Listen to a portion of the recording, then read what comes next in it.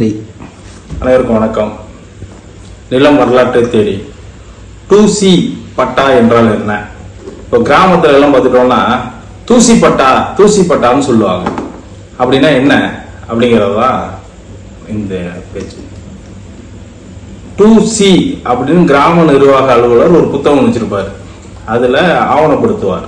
அதாவது புறம்போக்கு நிலங்களில், அரசுக்கு சொந்தமான புறம்போக்கு நிலங்களில் உள்ள பயன் தரக்கூடிய மரங்கள், அதாவது பலாமரம், தென்னை மரம், பனைமரம், புளிய மரம், இது போன்ற பயன் தரக்கூடிய மரங்கள் உள்ள பகுதியில அந்த மரத்துல விளையக்கூடிய பழங்களை பறித்துக் கொள்வதற்கான உரிமை, அது பேர் தான் 2C பட்டா.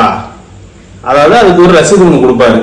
கிராம நிர்வாக அலுவலர் எப்போ வேணாலும் அதை கேன்சலும் பண்ணலாம்.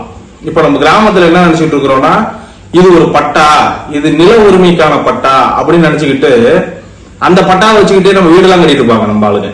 அப்போ 2C பட்டா என்பது மரத்துக்கான பட்டா, மரத்தில் விளையக்கூடிய அந்த பழங்களை பறித்துக் கொள்வதற்கான உரிமை கொடுக்கப்படுற பட்டா.